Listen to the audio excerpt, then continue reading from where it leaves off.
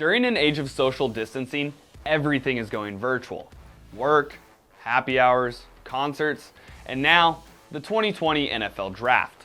Draft night is every football player's dream, the chance to get paid to play a sport they love. But instead of walking across the stage, shaking the commissioner's hand, and putting on the hat of their future franchise, prospects are now going to have to hear their name called while sitting on the couch. It also means that broadcasters and the NFL have had to get creative about the way the draft is sent out to the world. This is the first ever virtual NFL draft, and here's how they're going to pull it off.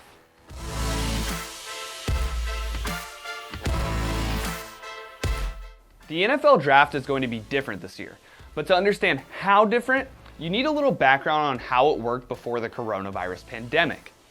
In a normal draft, the event takes place at a large venue where prospects are invited and fans can both watch from the audience there and at home. The prospects are then chosen by general managers from each team. The teams are given a time limit to get their picks into the commissioner, who announces it to the world. Then usually the player would come on stage, grab their team's jersey and a hat, shake the commissioner's hand, and pose for a photo. Teams can also trade future picks and current players to move up in the draft order. This happens for all 32 teams for 7 rounds over a few days. Well, this year in March, people started to realize how serious coronavirus was, and the NFL and broadcasters had to throw out a year's worth of plans. They had less than 6 weeks to pull off something that had never been done before.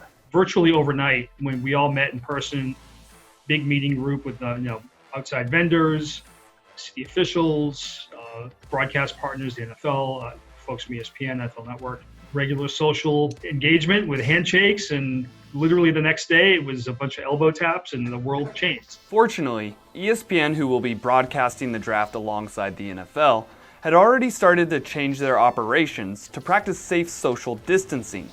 Much of their weekly programming had been moved to in-home studios, with most teams working remotely. So we migrated all of our transmission technology, a good portion of it, so we can do about 90% of our feeds from at-home workstations, which we've never tried to do before. So we had established a lot of the workflows to do that, and the tools to do that ahead of time. We kind of looked at what it was and what the number of feeds we'd be doing and how we would be transporting those, and said, yeah, we could do this, we can pull this off. For ESPN's major events in the past, they may have had 40 to 50 feeds coming in to coordinate. But with this draft, there are going to be over 100.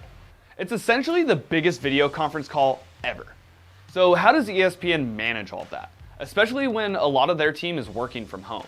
There's well over 100 different sites that we're utilizing to gather this information and this content, and it's coming over being sub-aggregated and sent to ESPN, where we're taking 100 feeds simultaneously and routing those into the plants. It's also a different kind of feed, so it's not a satellite or fiber where it's kind of on always and it's 100% reliable. We're using the public internet, which can be challenging at times. So we're in past production, we'd have 1 person, 2 people that are monitoring the event, managing the event. In this case, we have up to 7 to 11 people because it is over the public internet. Bandwidth can be constrained and there can be some contentions on there. So we've got to manage it and watch it more frequently and communicate when we do expect or do see problems creeping up, to give the production staff a heads up that, hey, this might be a little challenging or yeah, we're good, and just keep rolling on it. ESPN has to coordinate the feeds of the prospects, teams, and the talent keeping us entertained in between picks. And they're doing that in a lot of different ways. If you know anything about draft day, you know that each team's war room is very hectic. And then on top of that, you add the chaos that video chats create.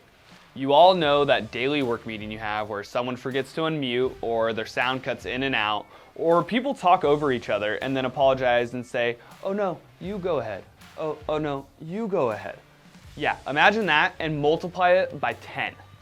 To help keep teams organized, the NFL has supplied each one with Microsoft Teams to communicate with personnel in the virtual war rooms. Microsoft Teams will also be the official channel for teams to get their picks into the commissioner on time. But once the picks have been chosen, ESPN then has to switch over to the prospects. A number of prospects have been sent kits to set up their own mini broadcast booths at home. This way the fans don't miss the best part of the draft: the players' reactions to getting picked. In some cases, it's 2 cameras. So 1 camera for the wide shot of the family room, if you will, a separate camera for an interview. So a microphone will be sent, a small lighting kit will be sent. So we'll be able to not only capture the reaction of the player as they're picked, but in many cases, we'll be able to interview them. In between watching college kids' dreams come true, someone has to keep the show moving. That's where the broadcast talent comes in. Like always, ESPN and the NFL will both have analysts moving the show along. We have a lot of in-home cameras installed already.